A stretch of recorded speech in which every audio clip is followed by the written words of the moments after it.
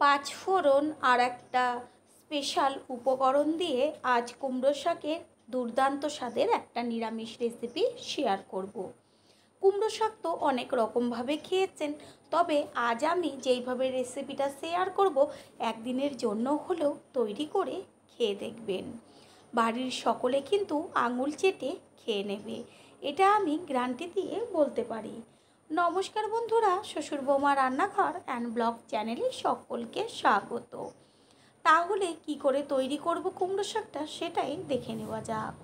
রেসিপিটার জন্য প্রথমেই এইখানে নিয়েছি কুমড়ো শাক, আর কুমড়ো শাকগুলোকে যে ডগা আর পাতা আলাদা করে কেটে নিয়ে ফিরে আসছে।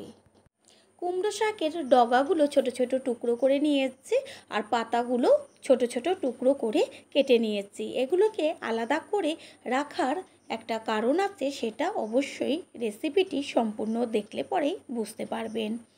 গ্যাসের ওভেনে কড়াই বসিয়ে কড়াইটা গরম করে নিয়ে দিয়েছি সর্ষের তেল, আর অবশ্যই সর্ষের তেলেই রেসিপিটি তৈরি করবেন।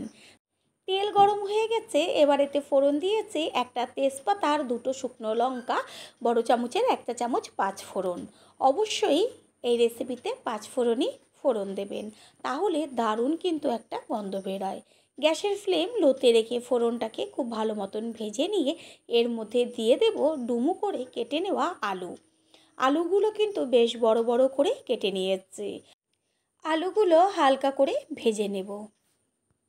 আলু ভাজার সময় দিয়ে দেব ছোটো চামচের হাফ চা চামচ লবণ, তাহলে আলু ভাজতে ভাজতে আলুর ভেতরে লবণটা যাবে।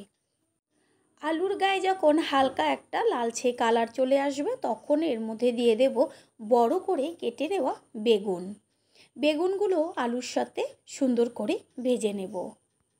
লবণ তো আগেই ব্যবহার করেছি, এবার এর মধ্যে দেব কালারের জন্য ছোটো চামচের এক চা চামচ হলুদ গুঁড়ো। হলুদটাকে আলু বেগুনের সাথে মিশিয়ে নেব। তারপরে এর মধ্যে ব্যবহার করব 4 টুকরো করে কেটে নেওয়া কাঁঠালের বীজ। কুমড়ো শাকে যদি কাঁঠালের বীজ ব্যবহার করা হয় স্বাদ কিন্তু হয় দুর্দান্ত। একটু ভাজা ভাজা হয়ে গেছে, বেগুনগুলো কিন্তু একটু লালচে কালার চলে এসছে। এই সময় এর মধ্যে দিয়ে দেব যে আলাদা করে রেখেছিলাম কুমড়োর ডগাগুলো, সেগুলো। আলু বেগুনের সাথে কুমড়োর ডগাগুলোও 2 থেকে 3 মিনিট ভেজে নেব। আর ঝালের জন্য দেব চেরা কাঁচা লঙ্কা। এই রেসিপিটা কিন্তু বেশি ঝাল একদমই হবে না, এখানে আমি 4 থেকে 5টা লঙ্কা ব্যবহার করেছি। দিয়ে দেব পরিমাণ অনুযায়ী লবণ। আলুর মধ্যে যেহেতু একদম অল্প করে লবণ দিয়েছিলাম, এইবার শাকের পরিমাণ অনুযায়ী লবণটা আমি ব্যবহার করেছি। ডগাগুলো যখন একটু ভাজা ভাজা হবে তারপরেই এর মধ্যে দিয়ে দেব কেটে নেওয়া শাকগুলো। আগে ডগা দেওয়ার কারণ হচ্ছে ডগা সিদ্ধ হতে বেশি সময় লাগে, আর পাতা তো তেলের মধ্যে পড়লেই একদম মজে যায়। সেই কারণেই ডগাগুলো একটু ভাজা ভাজা হলেই কিন্তু শাকটা ব্যবহার করব। সমস্ত কিছু ভালো করে মিশিয়ে নেব।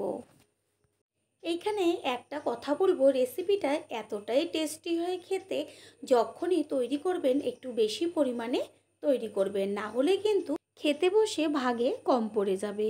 সমস্ত কিছু ভালো করে মিশিয়ে নিয়েছি। দেখাই যাচ্ছে শাকটা কড়াইতে দেওয়া মাত্রই কিন্তু একদম মজে গেছে। এই কারণে ডগা আর পাতা আলাদা করে দেওয়া। পুরনো বন্ধুদের আমাদের পাশে সবসময় এইভাবে ভালোবেসে সাপোর্ট করার জন্য অনেক অনেক ভালোবাসা। এবার আমি শাকের মধ্যে দিয়ে দেব মটর ডাল। আর মটর ডালটা আমি আগের দিন রাতে জল দিয়ে ভিজিয়ে রেখেছিলাম। এতে কি হবে, পরের দিন যখন শাকটা রান্না হবে তাহলে কিন্তু ডালটা তাড়াতাড়ি গলে যাবে। আর যদি কেউ জলে ভিজাতে ভুলে যান অবশ্যই কিন্তু একটা প্রেসারে সিটি দিয়ে নেবেন, তাহলে কি হবে গ্যাসটা অনেকটাই কম পুড়বে আর শাকটাও তাড়াতাড়ি হয়ে যাবে। এই রেসিপিতে ডালটা কিন্তু এমনভাবে সিদ্ধ করতে হবে যেন ডালটা সম্পূর্ণ গোটা থাকে, একটুও সবজির সাথে গলে না যায়। পুরো শাকটা ডালের সাথে ভালো করে নেড়েচেড়ে মিশিয়ে নেব। এই পর্যায়ে গ্যাসের ফ্লেম কিন্তু হাই করে দেব। তারপরেই এর মধ্যে ব্যবহার করব উষ্ণ গরম জল, আর জলের পরিমাণটা একটু বেশি দিতে হবে যেন ডালটা সিদ্ধ হয়ে যায়। ঠিক সেই পর্যায়ে জল ব্যবহার করতে হবে। এইখানে আমি যতটা ডাল আর শাক নিয়েছি তাতে কিন্তু 2 গ্লাস জল আমি ব্যবহার করেছি। আর শাকের থেকেও তো জল বের হবে।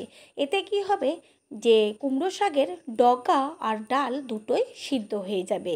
গ্যাসের ফ্লেম হাই করে দিয়ে জলটাকে ভালো করে ফুটিয়ে নিয়ে তারপরে গ্যাসের ফ্লেম একদম লোতে রাখবো। যেহেতু সারা রাত ডালটা জলে ভিজানো ছিল সেই কারণে সিদ্ধ হতে কিন্তু বেশি সময় লাগবে না। 5 মিনিট বাদে ফিরে এসে কড়াইয়ের ঢাকনাটা সরিয়ে দিয়ে একটু ওপর নিচ করে নেড়েচেড়ে নিয়ে আবারও কিন্তু ঢাকনা দিয়ে ঢেকে দেব। শাক আর ডাল সিদ্ধ হতে হতে গ্যাসের অন্য ওভেনে বসিয়ে দিয়েছি একটা তড়কা প্যান, আর তার মধ্যে দিয়েছি চিনেবাদাম 1 চা চামচ, 5 ফোড়ন আর 1 চা চামচ সর্ষে। এইখানে আমি কালো সর্ষে ব্যবহার করেছি, আপনারা চাইলে হলুদ সর্ষে ব্যবহার করতে পারেন। বাদামটা আগে দেওয়ার কারণ বাদামটা ভাজতে একটু সময় লাগে। তারপরে এগুলোকে ভালো মতো গ্যাসের ফ্লেম লোতে রেখে ভেজে নেব। এই যে স্পেশাল মশলাটা, এটা দিয়ে যদি কুমড়ো শাকটা তৈরি করা হয়, খেয়ে দেখবেন মুখের থেকে কিন্তু স্বাদ কোনোদিনই ভুলতে পারবেন না।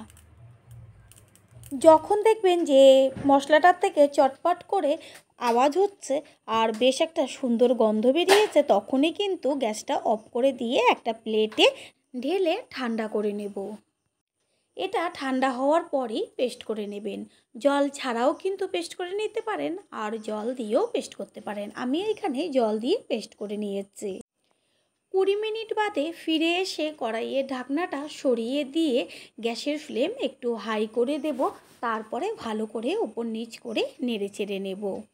এবার কিন্তু ডাল একদম সিদ্ধ হয়ে গেছে, আর একটা ডালও কিন্তু শাকের সাথে গলে যায়নি। হাত দিয়ে চেক করে দেখিয়ে দিচ্ছি যে ডাল সিদ্ধ হলো কি না। দেখাই যাচ্ছে যে ডাল সম্পূর্ণ সিদ্ধ হয়ে গেছে আর পুরো গোটা রয়েছে। ঠিক এই সময়ই এর মধ্যে দিয়ে দেব যে পেস্ট করে রেখেছিলাম ড্রাই মশলাটা, সেটা। এই মশলাটা ব্যবহার করবেন যখন ডালটা সিদ্ধ হয়ে যাবে তারপরেই, কারণ এটা দেওয়ার পর কিন্তু বেশিক্ষণ ফোটাবার দরকার নেই। মিক্সিং জারটা ধুয়ে জল দিয়ে দিলাম সামান্য, তারপরে ভালো করে শাকের সাথে পুরো মশলাটাকে মিশিয়ে নেব। আর গ্যাসের ফ্লেম কিন্তু হাই করে দেব। এই যে সর্ষে আর 5 ফোড়ন, বাদাম, এটার পেস্ট দেওয়াতে এত সুন্দর একটা গন্ধ আসবে আর স্বাদও হবে দুর্দান্ত। নতুন বন্ধুদের আমাদের চ্যানেল ভিজিট করার জন্য আন্তরিক শুভেচ্ছা। আমাদের রেসিপিগুলো যদি ভালো লেগে থাকে সাবস্ক্রাইব করে দেওয়ার অনুরোধ রইল ও পাশে থাকা বেল আইকনে ক্লিক করলে পরবর্তী ভিডিওগুলো সবার আগে আপনাদের কাছে পৌঁছে যাবে। রেসিপিটায় কিন্তু অতিরিক্ত জল একদমই রাখবেন না, বেশ একটু মাখা মাখা রেসিপিটা তৈরি হবে। সামান্য যখন দেখবেন একটু জল জল রয়েছে তখনই কিন্তু গ্যাসটা অফ করে দিতে হবে, কারণ ঠান্ডা হলে শাকে সম্পূর্ণ জলটা টেনে যাবে।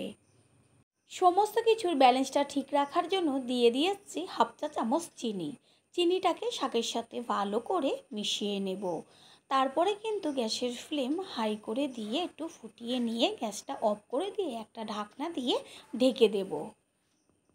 কিছুক্ষণ বাদে ফিরে এসে কড়াইয়ের ঢাকনাটা সরিয়ে দিয়ে দেখিয়ে দিচ্ছি যে কত সুন্দর রেসিপিটা তৈরি হয়েছে।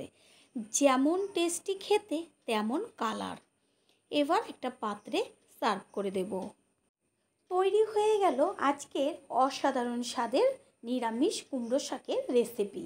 আশা করি রেসিপিটি ভালো লাগলো, আর যদি ভালো লেগে থাকে একটা লাইক, কমেন্ট, পারলে একটা শেয়ার করে অবশ্যই জানাবেন। আপনাদের দেওয়া একটা লাইক ও একটা শেয়ার কিন্তু আমাদের কাছে অনেক অনেক গুরুত্বপূর্ণ। আমার এই রেসিপিটি যদি কেউ ফেসবুক থেকে দেখে থাকেন ফলো করে পাশে থাকার অনুরোধ রইল। All friend, thanks for watching my video. আপনারা সকলে ভালো থাকবেন, সুস্থ থাকবেন। আবারও দেখা হবে অন্য কোনো রেসিপির এপিসোডে।